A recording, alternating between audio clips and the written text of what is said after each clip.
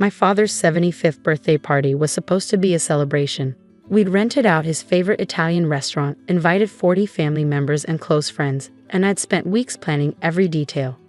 Dad loved celebrations. He always said life was too short not to mark the important moments. What I didn't plan for was my sister Vanessa turning it into her own personal victory lap. We were halfway through dinner, Dad laughing at my uncle's terrible jokes, when Vanessa stood up. She was wearing red, bold, attention-grabbing red, and she tapped her wine glass with a fork until the room went quiet. "I have an announcement," she said, her voice carrying across the restaurant. "Actually, Dad and I have an announcement." Dad looked confused. I felt my stomach tighten. Vanessa pulled folded papers from her designer purse and held them up. "Yesterday, Dad and I went to see his lawyer, and he made some important decisions about his future and ours." "Vanessa," I started, but she talked over me. "Dad signed a new will. After a lot of discussion about who's really been there for him, who really cares about his legacy, he decided that everything should go to me." She smiled triumphantly. "The house, the business, his investments, all of it.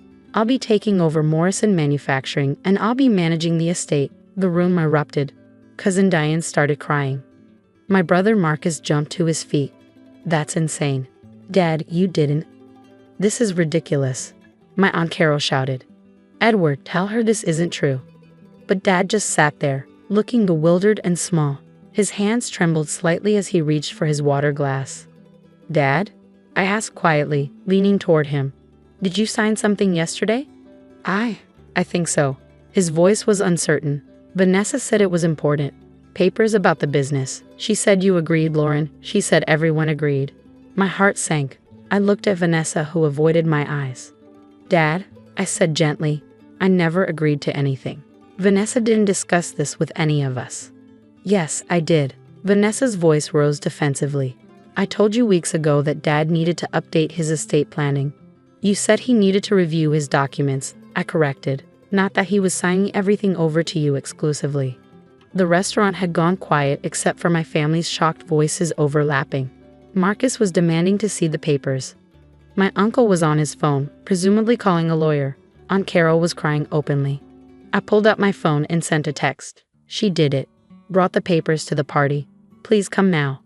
Then I looked at my sister. "Vanessa, when exactly did you take Dad to the lawyer?" "Yesterday, like I said, 2:00 appointment." "And where was I?" "How should I know? You're always busy with your perfect career." "I was at the hospital," I said calmly. "At Dad's neurology appointment. The one I told you about 3 weeks ago. The one you said you couldn't attend because of work." Vanessa's face flickered with something. Guilt? Fear? "I forgot about that appointment." "No, you didn't. You deliberately scheduled the lawyer meeting while Dad was supposed to be at a medical appointment. An appointment that would have shown you something very important." "What are you talking about?" But her voice had lost its confidence. The restaurant door opened. Dr. Patricia Chen, Dad's neurologist, walked in carrying a file folder. Behind her was Samuel Morrison, Dad's actual lawyer, not whatever notary Vanessa had found. "Dr. Chen," I said, standing, "thank you for coming. I know this is highly unusual." "Given the circumstances, I thought it was necessary," she replied, her expression serious. She looked at Dad with concern. "Edward, how are you feeling?" "Confused," Dad admitted. "Lauren, why is Dr. Chen here? Am I supposed to be at the hospital?" "No, Dad. But I asked Dr. Chen to come because I think everyone needs to understand what's been happening with your health." Vanessa's face had gone pale. "This is a private family matter, which involves Dad's medical capacity," Dr. Chen interrupted firmly. "Something I take very seriously." She turned to address the room. "I'm Dr. Patricia Chen, Edward Morrison's neurologist. I've been treating him for the past 8 months." The room went completely silent. "Edward was diagnosed with early-stage Alzheimer's disease in January," Dr. Chen continued. "The progression has been moderate but concerning. We've documented increasing memory issues, confusion about recent events, and periods of disorientation." "No," Vanessa whispered. "That's not. He's fine. He's completely fine. He has good days and bad days," Dr. Chen said. "But legally, he's been deemed incapable of making major financial decisions without a medical evaluation confirming his capacity at the time of signing. That evaluation should have been done by his primary physician or myself." She looked directly at Vanessa. When did you say Edward signed these documents? Yesterday, Vanessa said weakly, at 2 p.m. That's interesting, Samuel Morrison, the lawyer, spoke up. Because I've received no request to prepare new estate documents for Mr. Morrison. I've been his attorney for 30 years, and he's never made major changes without consulting me first. He held out his hand. May I see those documents? Vanessa clutched the papers tighter. They're private. If they're legitimate, they're not private, Samuel said firmly. They're legal documents that would supersede the estate plan I helped Edward create. I have every right to review them. Marcus stepped forward and took the papers from Vanessa's hand. She didn't resist, just stood there, looking smaller by the second. Samuel reviewed the documents, his frown deepening. This was prepared by Davidson Legal Services. They're not estate attorneys. They are a budget notary service that handles basic documents. He looked up. These papers claim Edward Morrison signed over power of attorney, updated his will, and transferred business ownership all in one appointment. That's legal, isn't it? Vanessa asked desperately. It's suspicious, Samuel replied, especially given what Dr. Chen just shared about Edward's condition. He turned to Dr. Chen. Was Edward evaluated for mental capacity yesterday? No. He was supposed to be with me at the hospital yesterday at 2 p.m. for his quarterly assessment. But someone canceled the appointment. Dr. Chen pulled out her phone. The cancellation came from a number registered to Vanessa Morrison. Every eye in the room turned to Vanessa. I rescheduled it, she stammered. Dad said he had a conflict. Dad didn't know he had an appointment, I said quietly. I've been managing his medical calendar for 6 months because he can't keep track anymore. You went into his phone and canceled it yourself, didn't you? Tears were streaming down Vanessa's face now. You don't understand. I needed this. The business is worth millions, and you were just going to split everything equally, like we're all equally important. We are all equally important, Marcus said, his voice shaking with anger. He's our father, Vanessa, not your personal ATM. I've done everything for him, Vanessa shouted. I visit him every week. I call him every day. You visit him once a month, I corrected. And you call him when you want something. I'm the one who takes him to every doctor's appointment. I'm the one who sits with him when he's confused and scared. I'm the one who holds his hand when he can't remember where he is. Because you're trying to control him, Vanessa accused. Because he has Alzheimer's, I said, my voice breaking. Because our father is sick, and instead of helping him, you exploited his confusion to steal his estate. Dr. Chen stepped forward. Mr. Morrison, I need to ask you some questions. Is that all right? Dad nodded, looking frightened and confused. What day is today? Dad hesitated. Friday? It's Sunday, Dr. Chen said gently. Do you remember where you were yesterday afternoon? Was I home? Or was that Tuesday? Dad's eyes filled with tears. I'm sorry, I can't remember. Do you remember signing legal documents yesterday?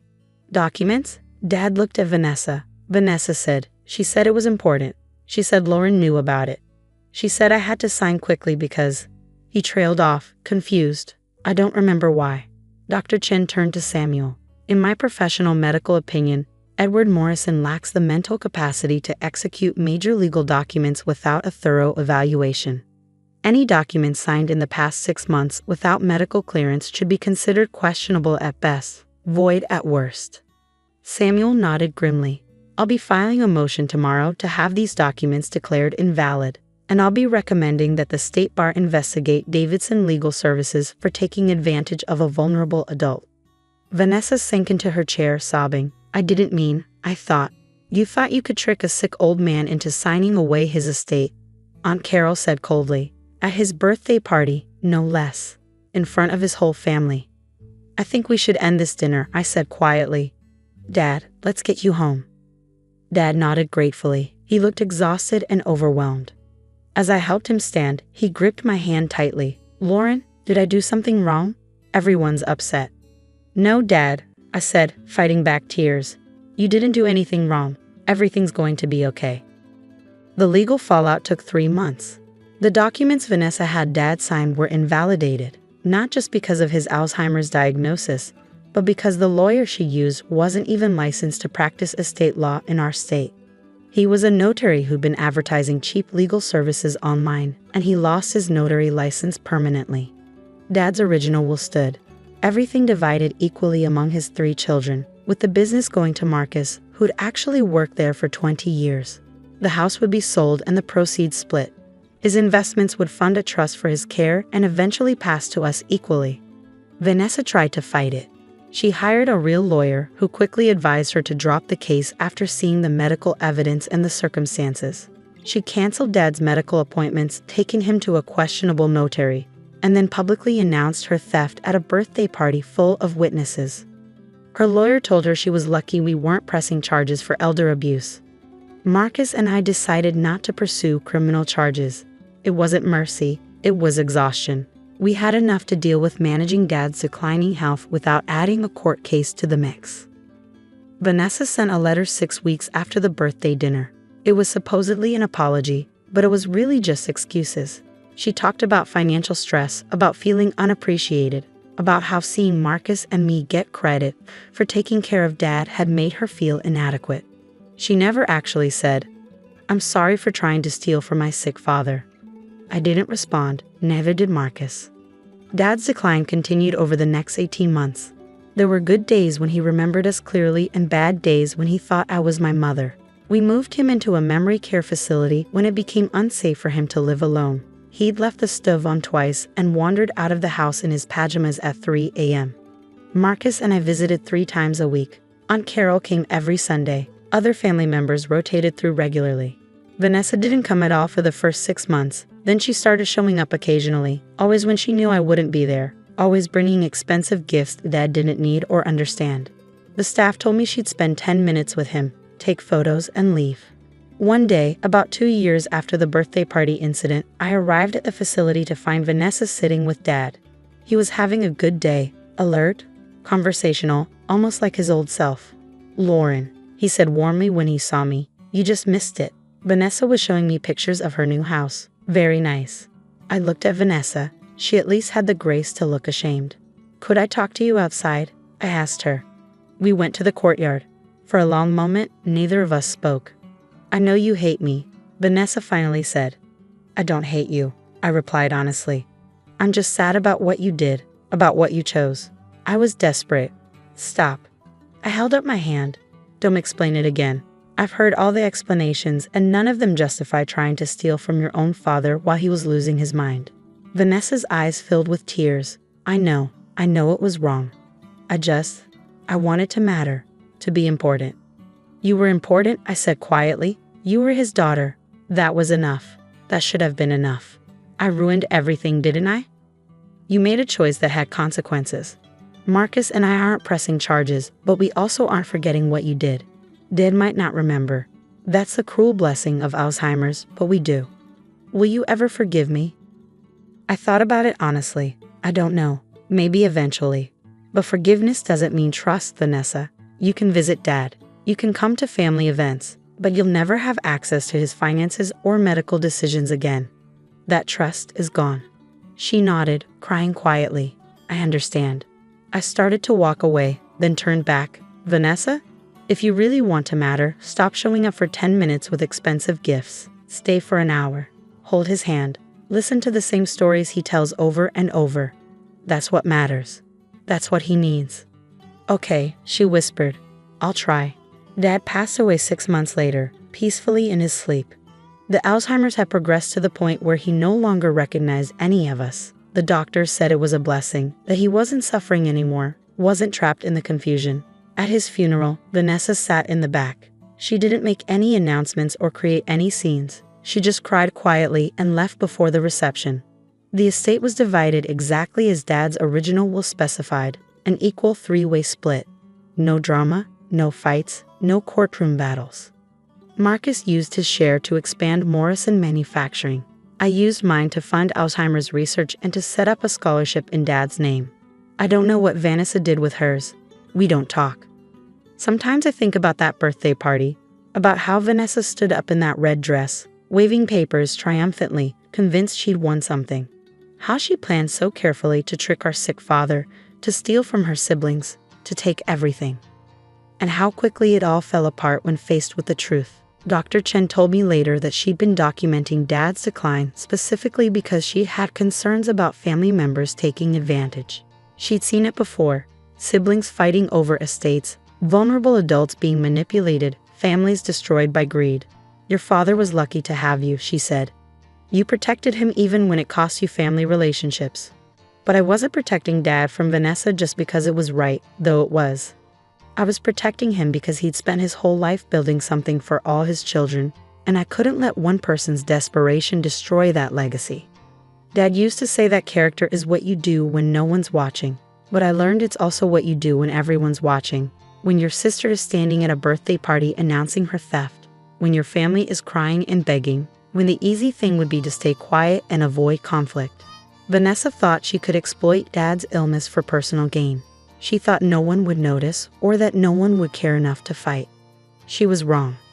And that birthday party, which should have been a celebration, instead became the moment her plan fell apart, because some of us cared more about protecting our father than about keeping the peace.